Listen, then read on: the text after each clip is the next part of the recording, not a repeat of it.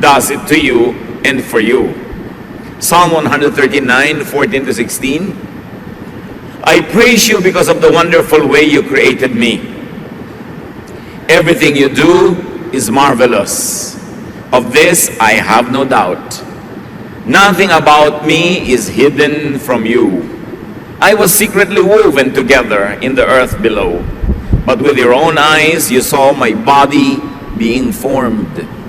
Even before I was born, you had written in your book everything I would do.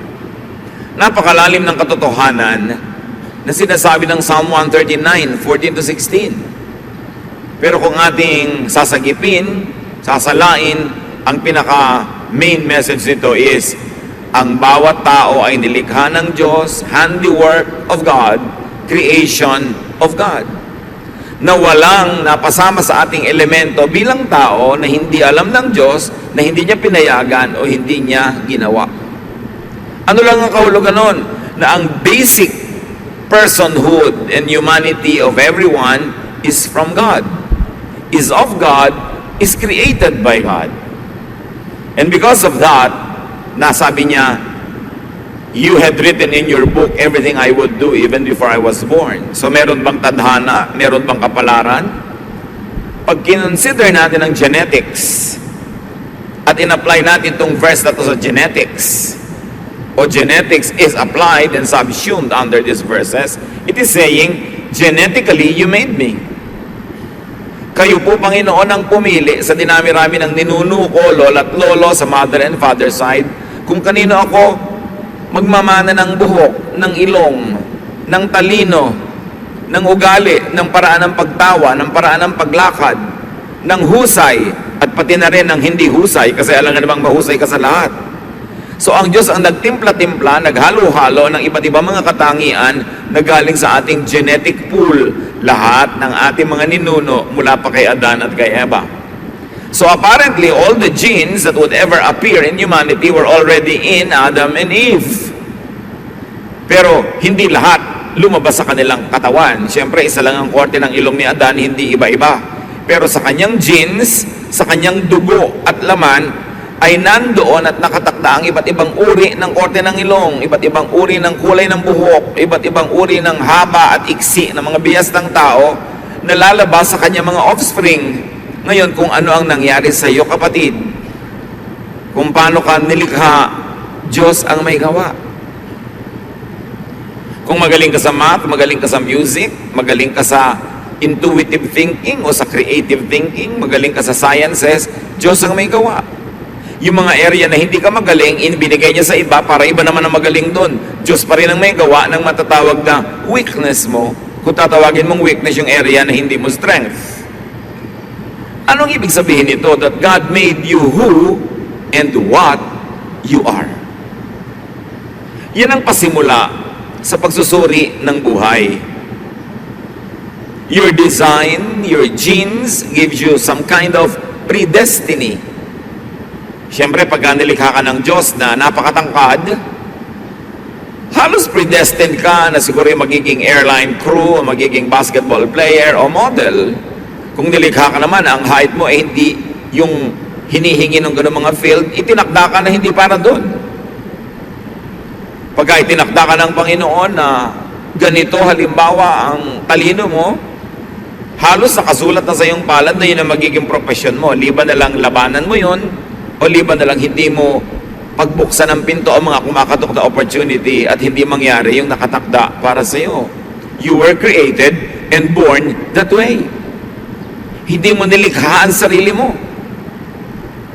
Kaya ang unang-unang hakbang para magkaroon ng buhay na masaya, masagana, pinagpala, tanggapin mo muna ang sarili mo at huwag ka magreklamo ng magreklamo tungkol sa iyong sarili. May gusto o ayaw ka sa sarili mo, pero hindi naman ikaw ang may gawa niyan. So hindi mo pwedeng ipagyabang ang iyong mga kagalingan, kagandahan, kahusayan dahil Diyos lang ang may gawa, at hindi ka rin naman pwedeng sisihin sa iyong mga tinatawag na kakulangan o kapintasan, kung kapintasan mang matatawag yon. In other words, hindi naman tayo lumikha sa mga sarili natin. Kaya dapat, Kung mabubuhay ka ng buo, makabuluhan, mabunga, tanggapin mo ang sarili mo at tanggapin mo rin ang iba. At sa abot ng iyong makakaya, na limitado naman dahil may nakatakda, improvein mo kung ano yung binigay sa'yo. Change from glory to glory. But the Bible says, can a leopard change its spots? Or an Ethiopian change his skin? The obvious answer is no. May mga bagay na pwedeng baguhin at improvein, merong hindi, tinatanggap na lang. Sa ating sarili, sa ating kapwa. Sa inyong anak at magulang, sa inyong kapatid o asawa, sa inyong kaibigan, meron kayong dapat tanggapin na nakasulat, nakatakda sa kanyang dugo at laman, genetically, nando na. Merong pwedeng improvein, baguhin yung napalagay lang doon because of nurture and conditioning. Pero genetically, nung ipinanganak ka na, halos nakatakda na ang lahat. Kaya, pag tinanggap natin yan, handa na tayo ngayon na alamin kung ano ang papel natin sa buhay at papelin yun. Kasi pag hindi mo pinapel yung papel mo, magiging second or third class ka lang na trying hard, copycat of somebody else. Ecclesiastes 3:1-2, everything on earth has its own time and its own season. There is a time for birth. Be as you were created and designed. Sabi, pwede bang lumaban ang palayok doon sa gumagawa ng palayok na sinasabi, bakit ganyan ang ginawa mong korte sa akin? Oh, bakit wala akong tangkay? Bakit ganito? Bakit ganon? No. He is the potter, we are the clay. Mas maaga nating matanggap yon, mababawasan ang pakikipagtunggali mo sa mga totoo at natural sa'yo. At mababawasan ang pressure na binibigay mo sa iba na pilitin yung silang baguhin sa mga bagay na hindi naman talaga nababago, tinatanggap na lang at nai-improve naman. So be at peace with yourself and with others. That's how you live life. Pastor, paano ko po pakikasamahan ng asawa ko laging tanghaling magising? Lagi namin pinag-aawayan, ang tagal-tagal na, tanghali pa rin siyang magising. O di hayaan mo siyang matulog hanggang tanghali. Yung pala ang likas niya kaysa mag-away kayo araw-araw. Kung pwede ka mag-adjust para sumabay sa kanya, adjustan mo. Kung hindi, edi magkaiba kayo ng schedule sa umaga. Kaya magulo kuminsan ang buhay natin, lalo sa loob ng pamilya, pinipilit nating baguhin ang lahat ng tao. Mga magulang, kung may isa, dalawa, tatlo kayong anak, hindi pwedeng pare-pareho sila ng ugali. Kasi iba-iba ang pinagkunan ng mga ninuno at iba-ibang templa. Hindi mo pwedeng hanapin kay bunso yung mga katangian ni panganay. Magulo yung ganon. At mga wives, hindi nyo pwedeng hanapin sa asawa nyo yung katangian ng inyong bayaw o katangian ng inyong kumpare. Magulo yun. Magsimula tayo sa pagtanggap sa ating sarili at sa ating kapwa tulad ng walang patakarang pagtanggap ni Jesus sa atin. Mas tahimik na unang hakbang yun ng buhay. So be born, accept who you are, then grow up. Luke 2:52, and Jesus grew in wisdom and stature and in favor with God and man. So even the Lord developed, He grew. Hindi naman siya ipinanganak na kompletong-kompleto na yung divinity at humanity niya. He grew. So you keep growing and do not stagnate. Kailangan yung alam mo last week, pinalitan mo na ngayon kasi may bago ka ng magandang nalaman. Kailangan yung sistema mo nung 3 years ago, nag-improve na, hindi laging iyon, ang yun, because you have to keep growing. And grow as you were created and designed. Huwag pilitin na maging iba. Doon ka lumago kung saan ka talaga nakahapay, kung saan ka nakatakda. Yun ang i-develop. Leave life stages behind, rising on their foundation. You are an infant first, then a child, and then a boy or a girl, and then a young man or a young woman, then a young adult, then an adult, then a senior adult. Live according to the stages of your life. Huwag magbata-bataan kung matanda na at huwag piliting tumanda yung bata. Yung bata ay bata, huwag nating piliting magkilos matanda. May panahon para sa lahat ng bagay. May panahong maging bata, may panahong tumanda, at may panahong napakatanda. Do not fast forward adulthood in children. We have all the time in the world to become and to remain old. Dapat hindi sobrang agahan yon. 1 Corinthians 13:11. When we were children, we thought and reasoned as children do. But when we grew up, we quit our childish ways. So let children be children, but we should move on and become adults. Sabi nga ng Desiderata, iwan mo yung tapos na. Gracefully surrender the things of youth and accept what your present stage offers. Kaya yung mga iba, ayaw aminin na tumatanda na sila, dapat yang ipagmalaki. Kasi may mga tao hindi pa nga naisilang stillborn na, no isilang patay na. Meron 10 pa lang namatay na. Ngayon ikaw 60, 70, itatago mo.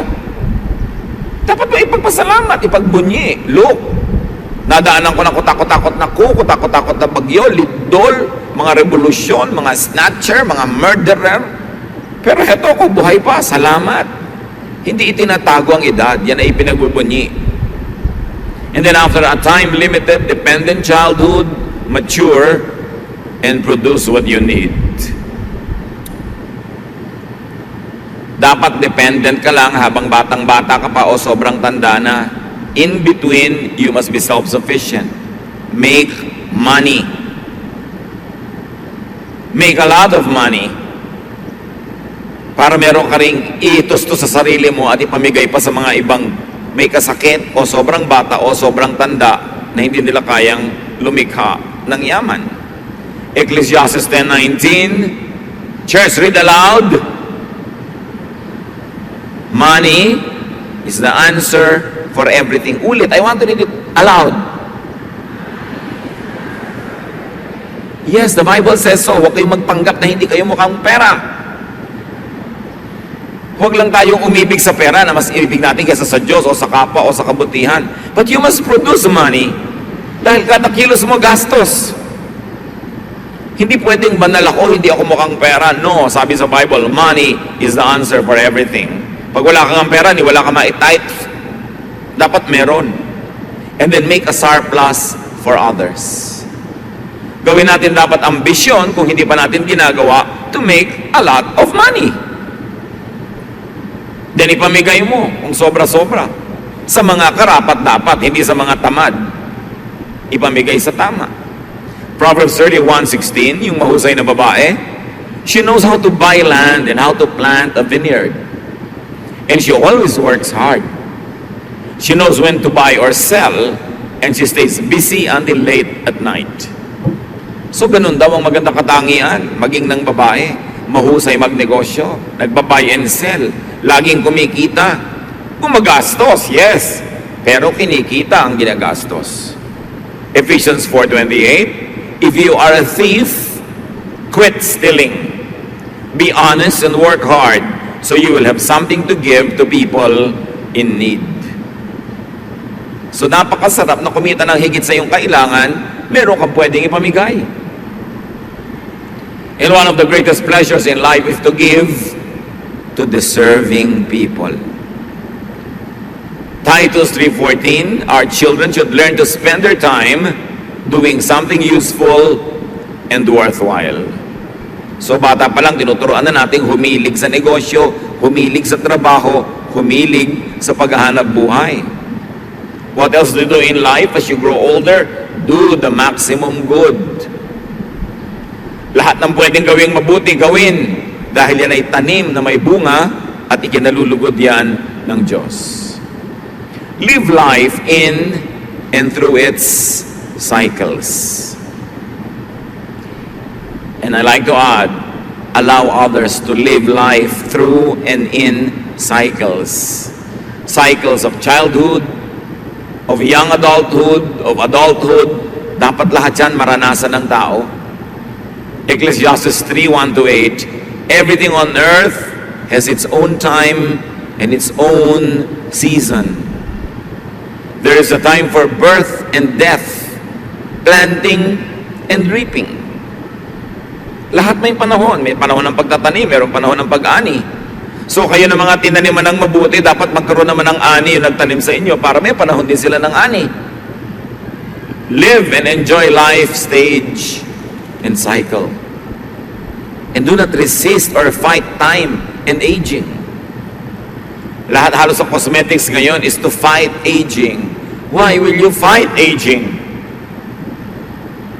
Age is a gift from God. Basta may kasamang wisdom sa pag-age ng tao, everything is worth it. There is time for killing and healing,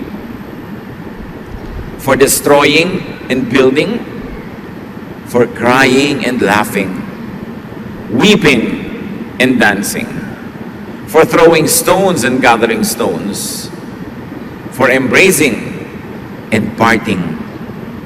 There is a time for finding and losing, keeping and giving, for tearing and sowing, listening and speaking. There is also time for love and hate, for war and peace. So anong sinasabi sa atin Solomon? Maiksi ang buhay compared to eternity, pero ito'y sapat para magkaroon ng oras sa lahat ng bagay. At huwag pagtakhan. Pagka mayroong mga problema, ang lungkot-lungkot ko po ngayon, ano pong gagawin ko? Eh di malungkot ka. Eh panahon ng lungkot. Ba't ka ba malungkot? Eh namatay po ang asawa ko. Eh alangan na mga sumaya ka. Eh di malungkot ka. Ba't mo pinaproblema yung lungkot mo? Hayaan mo siya, mauubos din yan. Kasi may time naman for dancing. So for time ng dancing and enjoyment, huwag kang mag-isip ng problema. Ang atupagin mo yung enjoyment. You have a lot of time for your problems. Pero sayang yung opportunity na masaya, may kainan, may fiesta, mayroong pagtitipon, tapos ang iniisip mo, problema mo. There's a time for that. Especially when you're alone. Pero pag may mga tao, pwede mo silang ma-enjoy, pwede ka nilang ma-enjoy, sinasayang mo ang pagkakataon. Kung ano dapat yung programa ngayon, anong nangyayari, sakay ka lang ng sakay. Huwag mo nang balikan yung problema mo ng nakaraan, kasi hindi oras yun ngayon para mo isipin. At huwag mong isipin ngayon yung magiging problema mo bukas. Pagdating niya bukas, tsaka mo na isipin. Kung ano yung nandito, live in the moment. Be in the moment. Enjoy if it's enjoyable. Mindful that it won't last. Gusto ko idiin mga kapatid, pag enjoyable yung time, lubusin nyo, lasapin nyo yung sarap at saya. Dahil alam nyo, hindi rin yun magtatagal. May ending din yun, yung party. May ending din yung saya. So habang nandun, ubusin nyo ang pwede nyong maubos. Ngayon, pag oras naman ng lungkot, oras ng sakit, oras ng pagdurusa, paghihirap, endure time if it is painful. Thankful that it won't last either. Pag masaya, enjoy it. Mindful that it won't last. Pag malungkot, endure it. Thankful that it won't last either. Natatapos din ang hirap. Natatapos din ang lungkot. At kung anong ibigay sa inyo ng Panginoon, huwag kayong maarte, huwag kayong mag-guilting enjoyin kung ibinibigay sa inyo. Ecclesiastes 11:8, even if you live to a ripe old age, you should try to enjoy each day. So ano sinasabi ni Solomon? Kahit matanda ka na, maghanap ka pa rin ng gimmick. Maghanap ka ng fun. Feel young. Look young. But think like an adult. Behave like an adult. But be happy. At isa yan sa mga gifts natin sa ating mga magulang, lolo at lola, lalo't naging mabuti silang magulang, dapat magsaya naman sila sa kanilang pagtanda. Hindi ang tanda-tanda na nila, taga-alaga pa ng apo. Dapat, gusto kong yakapin ang apo ko, sa'yo ko na, pagod na ako, ito na uli ang anak mo, alagaan mo na uli. Ganun lang, hindi yung sila tong nakatali sa mga apo. Inalagaan na nga kayo, pati anak nyo, alagaan pa ng magulang nyo, ano kayo? Dapat, kung gusto lang nila, pagka naiinip lang sila o natutuwa, pero hindi nila tungkulin yun. Hindi tungkulin ng mga lola at lolo na alagaan ng mga apo. Tungkulin nyo ng magulang. So give them time to rest, to enjoy life. At syempre, because, ano nga yung binasa nating malakas na verse? Ulitin nyo nga. Lakasan Yes, money is the answer for everything. Dapat punuin nyo ang bulsa ng matatanda ng money. Sustentuhan. Pag binigyan mo ang matanda ngayon, sabihin mo, next month po, ganyan din ang ibibigay ko. Hindi ibibigay mo, pero hindi niya alam kung kailan yung next. Hindi tuloy siya makapag-plan ng budget. Right? Dapat, pinalaki ka, pinakain ka. Panahon lang. Panahon mo naman ngayon para mag-alaga ng mga matanda na. Hindi yung matanda na sila, sa kanya ka pa kayo hihingi ng pang-load. Ang kapal naman ng anak, ang tanda-tanda na nanay, pahingin pang-load. So, kailangan bibigyan ng pahinga ang matatanda para buong buhay lahat ng cycle na enjoy nila. Lesson naman, maging mabuti tayo magulang para ganado na yung mga anak natin na mahalin tayo pagdating ng panahon. Diba? Ecclesiastes 7:14, when times are good, be happy. But when times are bad, consider this, God has made the one as well as the other. Therefore, no one can discover anything about their future. Lagi may nagtatanong, pwede po bang hulaan yung future? Ayan, sinabi niya, no one can discover anything about their future. So tama na ang katatanong tungkol dyan sa hula na yan. Hindi nalalaman kung anong darating pa. Pero kung anong dumating, try to enjoy it. Sabi, pag masaya ang panahon, magsaya ka. Pag malungkot ka, di malungkot ka. At tandaan mo, Diyos din ang may gawa niyan. Hindi si Satanas. Tanggapin mo, bahagi talaga yan ng buhay. It is a given. Do not contend with it. Just accept it. Thankful that sad times won't last forever. Mindful that happy times won't last too long, so enjoy it. Maximize enjoyment.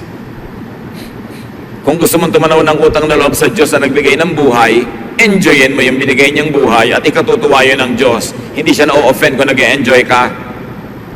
Mga religious leaders lang kuminsan ang na-o-offend pag nag-e-enjoy ang mga tao, but not God. God wants you to have a life, a full life, a meaningful and a happy life. So make and let others enjoy.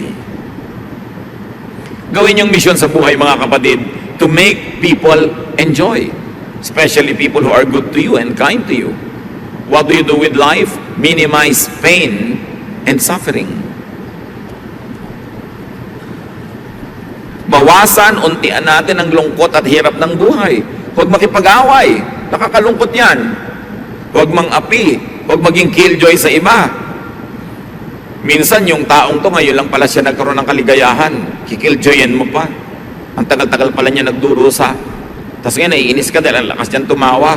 Ngayon lang pala nakatawa yung tao after many years. Hayaan nyo yung mga tao.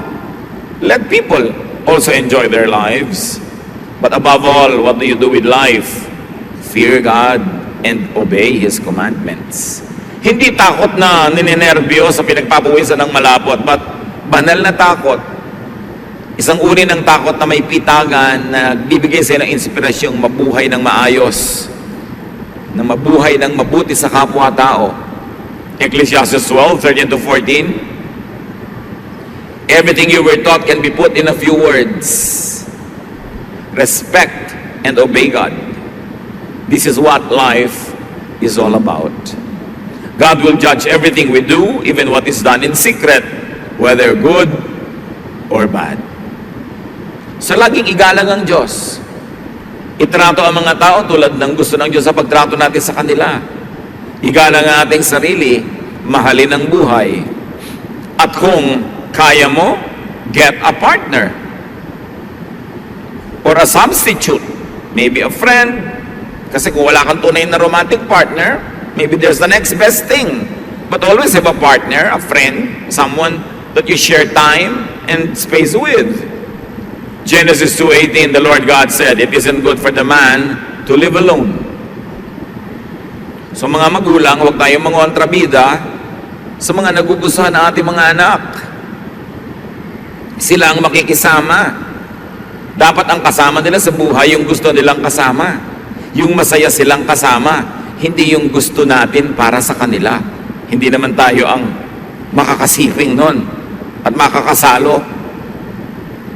Pero siyempre, mga anak, makinig din sa opinion ng magulang kasi kung minsan, dahil sa edad, marunong na silang kumilatis kung sino ang problematic person pala at hindi makakabuti para sa iyo.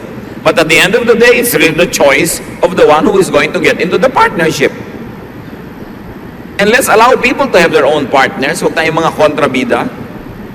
Sabi sa Ecclesiastes 4, 9 to 12, two are better than one because they have a good return for their labor.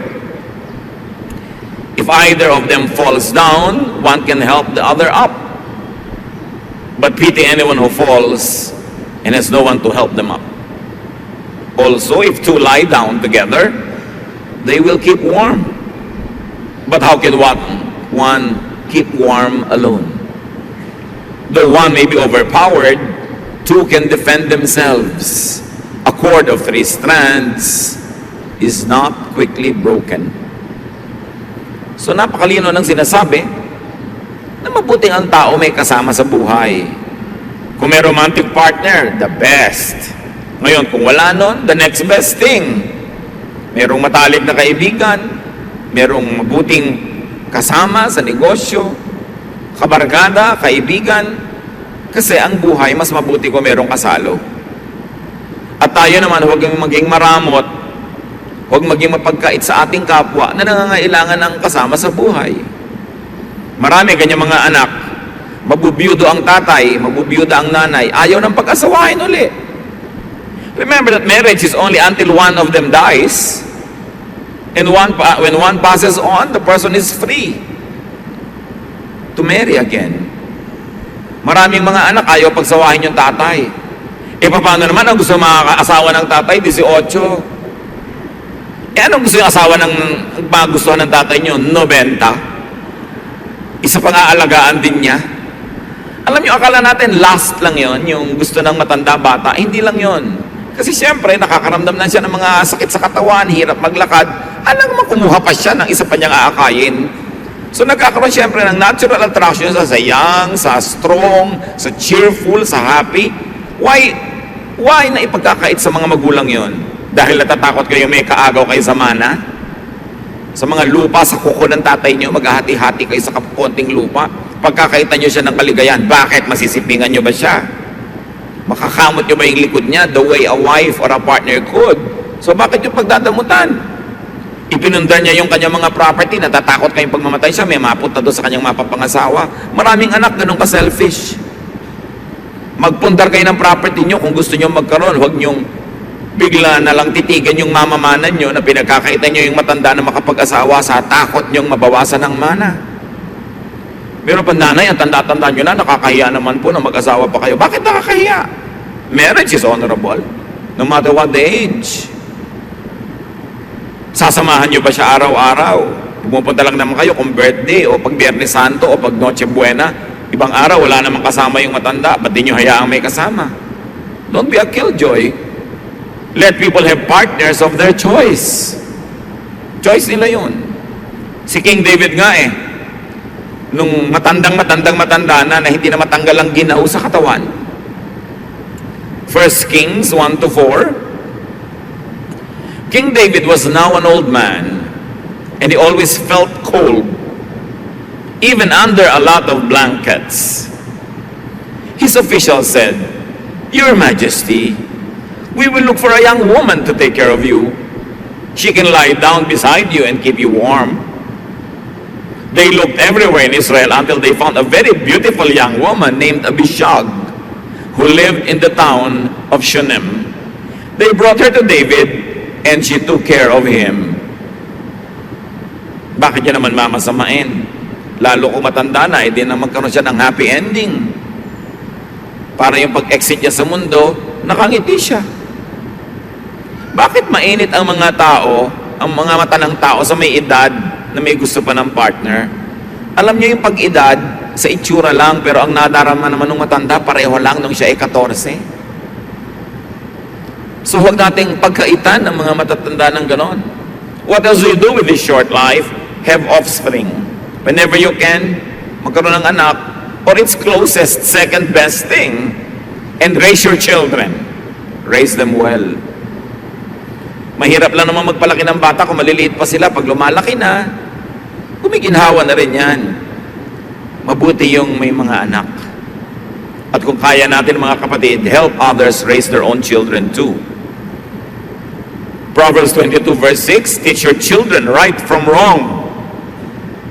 And when they grow, they will still do right. Ang pagtuturo kung kailan bata, kaya dapat hindi yun napapabayaan. Isa sa mga social dangers ng ating OFW phenomenon, kumisan walang nakakatutok sa mga bata. Kaya tuloy ang nangyayari, lumalaki na walang guidance. Kailangan habang bata, mahalin, tutukan, alagaan, para paglaki, balanced person siya. And now, of course, enjoy your children. And when you grow older, your grandchildren. Bakit ka pa may anak kung hindi mo nun may enjoy? And enjoyment is sharing time and space. There should be a lot of togetherness, a lot of fellowshipping. Proverbs 17:6, grandparents are proud of their grandchildren. Which of course goes without saying, mga young people, live so that your grandparents will be proud of you. Hindi yung binibigyan nyo sila ng kahihiyan, kundi sila ay may maipagmamalaki. So mga kapatid, enjoy fruits of lifelong toil and good works. Kaya yung mga magulang natin, pag nagsi-senior years na sila, dapat na-enjoy na nila lahat ng itinanim nila. Hindi yung kasama pa tayong namimitas. Dapat tayo na yung nagdadagdag sa mga kaing-kaing nila ng mga ani. Ecclesiastes 3:13, because God's gift to us is the happiness we get from our food and drink and from the work we do. Regalo yun ng Panginoon na tayo'y umani ng itinanim at lasapin ang sarap ng ating mga mabubuting naging mga gawa. Ecclesiastes 5:19, suppose you are very rich and able to enjoy everything you own. Then go ahead and enjoy working hard. This is God's gift to you. So yung mga bunga ng iyong pagsisikap, sabi ko nun, huwag kang mahiya na ina-enjoy mo yan. Huwag kang mag-apologize. Bigayan ng Diyos. God wants you happy. God wants you to have pleasure. Hindi yan ipinagkakait ng Panginoon at hindi dapat ikahiya kung sa malinis namang paraan ng galing. So nagawa nyo na yan. You are born, you grow, you enjoy life, you get a partner, you have children when you can. You do the maximum good, you minimize pain, you maximize enjoyment. And when your time comes, die. Natural darating yun. Sabihin nyo nga sa katabi nyo, die. Pero huwag muna ngayon, di ba? Later, much later. Pagka may sakit na talaga nag-aagaw buhay na, ibubulong mo na, mother, die. Siyempre, panahon na eh. Pagka talagang panahon na, sige po lola, die. With a smile. Bakit? You lived a full life. You cannot be on earth forever. Malungkot ka lang naman at magkaroon ka ng mga regret kung walang nangyari sa buhay mo, hindi ka nag-enjoy, hindi ka nasarapan, tapos eto ngayon namamatay ka na. Kaya dapat, pinapasarap, pinapaganda ang buhay para pag binabawi na ang ating hininga, buong puso at maluwag sa dibdib mong isasauli because you lived a full life with no regrets. Ecclesiastes 3:1-2, everything on earth has its own time and its own season. There is a time for birth and death, planting and reaping. So death is as natural as birth. Kanya-kanya. Iba-iba lang ng excuse. Pero magkakaroon din ng excuse. Hindi dapat nalulungkot. Lalo't may edad na. Nagkaroon ng magandang buhay. Siyempre, normal lang na magkaroon tayo ng konting agam-agam, mga lungkot-lungkot. Pero, nababawasan yon kung alam mo na ginawa mo ang mabuti sa taong ito sa abot ng iyong makakaya. At kung kinukuha na siya, patungo sa Panginoon, buong puso mo nang ibibigay. 2 Corinthians 4:16, therefore we do not lose heart. Though outwardly we are wasting away, yet inwardly we are being renewed day by day. Kahit na nagmumukha tayong naluluma sa panglabas nating katawan, yun naman ating espiritu ay lagi nang binabago ng Panginoon at tayo ay uuwi sa Kanya as fresh and as young as ever. Katawan lang yung tumatanda, hindi yung espiritu. Death, like birth, is not your doing. So be ready to die anytime. without regrets. Maiksi man o mahaba ang buhay, marami mang taon o konti, sa anumang oras na ibinigay sa atin, sa bawat at sa loob ng isang araw, mga kapatid, maximize enjoyment. Do the maximum good. Minimize pain. Love people. Savor life. Enjoy life. Every day. Para kahit any day kang kunin, wala kang lugi. Hindi pwede magtitiis ka ng 10 taon para mag-enjoy sa 11th year. Paano kung namatay ka sa 9th year? So every day, meron kang konting bakasyon. Kahit ilang minutes in your mind. Kung kaya mo na oras, may rest ka. Every day, may oras ka ng trabaho, may oras ka ng pahinga, may oras ka ng entertainment and refreshment, may oras ka to love, may oras ka to learn and to teach. Every day, every week, every month, every year.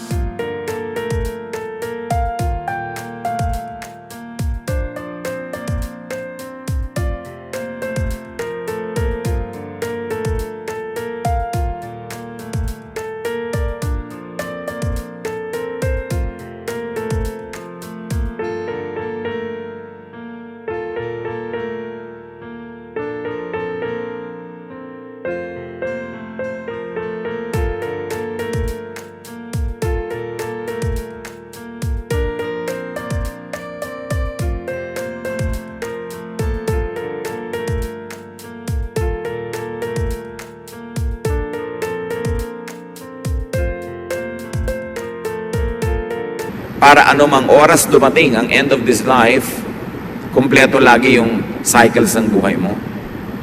Ecclesiastes 8:8, we cannot control the wind or determine the day of our death. Hindi yan nalalaman. So live as if you're going to die tomorrow. Enjoyin mo lahat, gawin mo lahat ang mabuti, all in a day. But plan as if you're going to live 100 years. But be ready to meet your Maker anytime.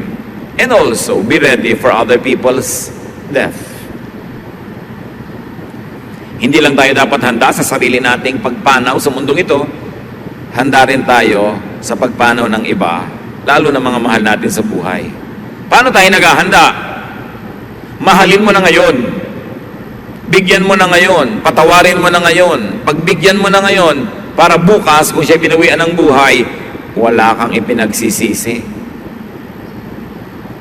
May sakit, dalawin mo na pag nalaman mo agad. Hindi yung next week pa dahil baka bigla siyang bawian ng buhay sa gitna ng week. Eto ka ngayon, nagsisisi. Bahala ko lang ang dalawin eh. Hindi na ako nahintay. Bakit naghihintay ba ang kamatayan? Para hindi tayo sobrang mabigat ang loob pag merong sumakabilang buhay, lahat ng kaya nating mabuting gawin, gawin na natin. Wala kang guilt. At na-enjoy niya yung kabutihan. And when God calls you, then enter eternity. Next chapter naman ng buhay. Absent in the body, present in the Lord. Solomon says that when we die, the body returns to the ground where it came from, and the spirit returns to God who gave it. So minus all the human and earthly drama, that is really glorious to return to God. Pero dahil hindi naman natin talaga alam na alam kung ano naghihintay doon, kaya hanggat maaari, nagtatagal tayo dito kasi itong alam natin, itong kilala natin, but God has a plan for you. So live your life now while on earth, and when God calls you, go there. 2 Corinthians 5:8, we should be cheerful, because we would rather leave these bodies and be at home with the Lord. So ganun din dapat ang pagharap daw, maging sa kamatayan hanggang maaari. Be cheerful, because you will leave this body, but be at home in God. Kaya ang sabi ng Philippians 1:21, if I live, it will be for Christ. And if I die, I will even gain more, because I will be with Christ. So between birth and death, there is a very narrow timeline. make the most out of life. Huwag kayong magsayang kahit ng isang araw. Yung nagtutulog ka, nakatunganga ka maghapon, sayang. Lalo't kung mahaba ka rin naman matulog sa gabi. Kung kumpleto na ang tulog mo sa gabi, huwag ka na magtulog sa araw. Dumalaw ka sa isang mahal mo sa buhay. Magsulat ka ng nobela. Sumulat ka ng tula. Magtanim ka ng halaman. Kumain ka na masarap. Mag-volunteer work ka sa mga nangangailangan. Gumawa ka ng mabuti para sa iyo, para sa kapwa. Bawat araw meron nun. Kasi yung araw na walang nangyari, sayang. Bilang ng ating mga araw. Killing time is harming your own eternity. Kaya ano kayang gagawin ko ngayon na mabuti? Hindi walang magawa? Sayang, wala kang magawa. Kung alam mo lamang sana ang iniisip ng mga paralitika, mga hindi makagalaw, mga puro tubo ang katawan na hindi makagalaw, kung anong gagawin niya sa katawan niya kung katulad mo na pwedeng gumalaw, tapos ikaw na pwedeng gumalaw, walang ginagawa. Sayang. And do not problematize life. Live it. And let others live their own lives. Every moment of it. Live day by day. Live by the moment. Live in the moment. Mga kapatid, kumakain kayo halimbawa, stop texting. Maliban na lamang na life and death yun. Magkakaharap kayong pamilya, wala naman nag-uusap, nagte-text lahat. Pagkakataon nyo na yun na mag-usap-usap, mag-fellowship. Kaya meron isang matinong ina, ang husband niya nagtatrabaho abroad, uuwi sa bakasyon, sabi sa mga anak, pag nandito ang daddy nyo, walang internet, walang Facebook, walang text. 10 minutes lang everyday. Asikasuhin yung daddy nyo, makipag-usap kayo, makipag-fellowship kayo. Dahil sayang ang oras. Pag kumakain kayo, lasapin nyo yung kinakain nyo.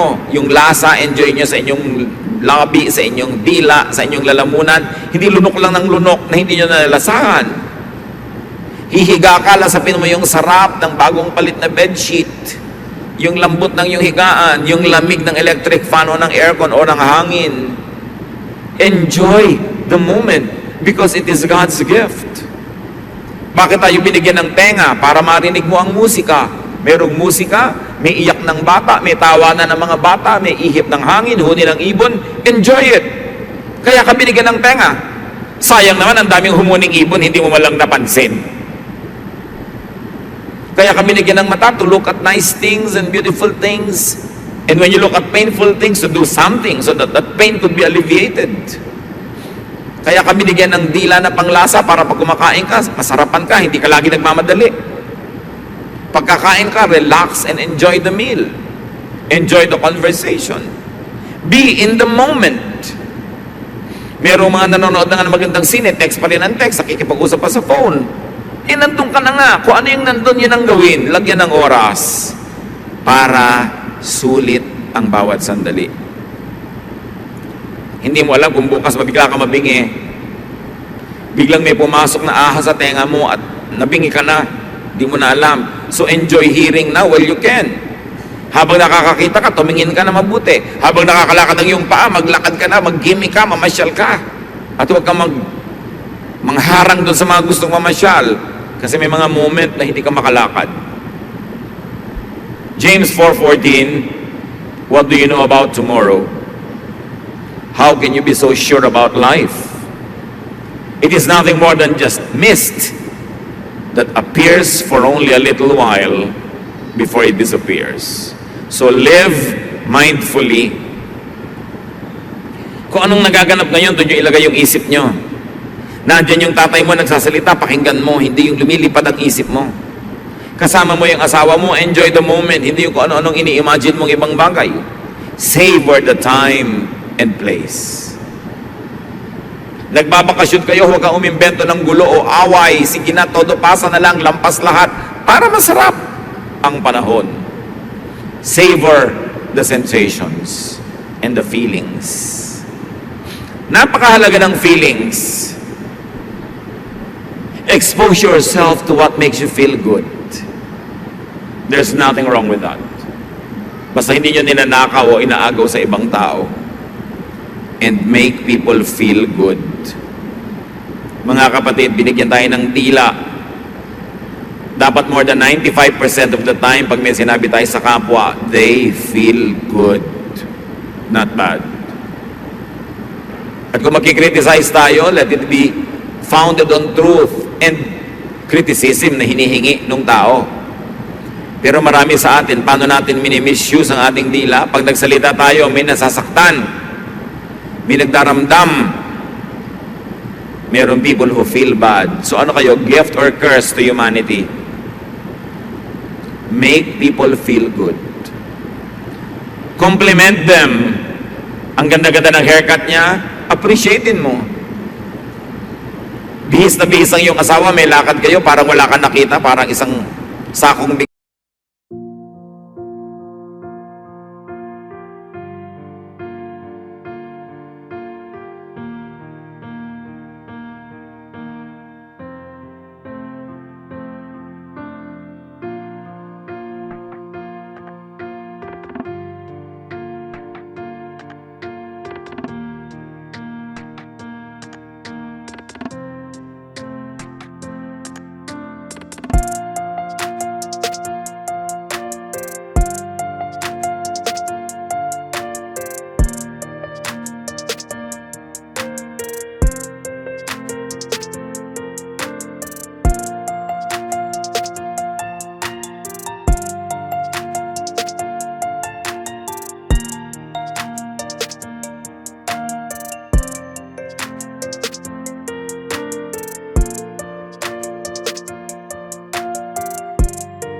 lang yung nakita mo, wala ka man lang comment.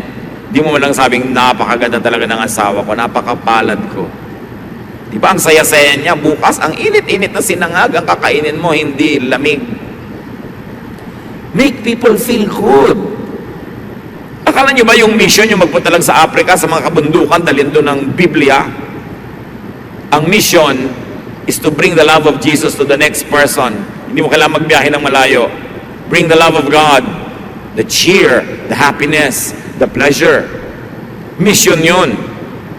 Sabi ni Lord, I came that you might have life and find it to the full. So when you make people find their lives in their fullness, you are doing the mission of Jesus. Jesus has come to me, all of you are tired and heavy laden, and I'll give you rest. So when you give rest to people, you are doing the work of Christ.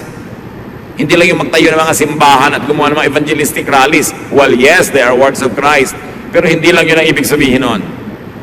When you make people happy, when you give them peace, when you give them love, you are extending heaven to people. So do your best and don't worry about tomorrow. Matthew 6:34, sabi ng Panginoong Jesus, don't worry about tomorrow. It will take care of itself. You have enough to worry about today. Practice discipline, mga kapatid. Yung problema nyo lang ngayon, yung kaya nyo lang harapin, kaya nyo lang solvein, ang gawin nyo, yung bukas, ipagpabukas nyo na. Yung iba hindi nila nakakaya yung dala, nababaliw, nagpapakamatay, bumibigay, kasi dinadala ngayon, pati yung problema na pang next week. The grace of God today is enough for all the trials of today. Tomorrow's problems will be accompanied by blessings of God tomorrow. Sabi sa Psalm 90 verse 12, teach us to use wisely all the time that we have. Gaano karaming oras pa kaya, araw, buwan, minuto ang natitira bago tayo humarap sa Diyos at mabawian ang buhay? Use wisely all the time that you have. To love, to be loved, to do the maximum good, to share the gospel of Jesus to people, not only the words of the Bible, but love in action as exemplified by Jesus. And when your time comes to meet your Maker, die. Ganun talaga ang buhay, huwag dramahan masyado.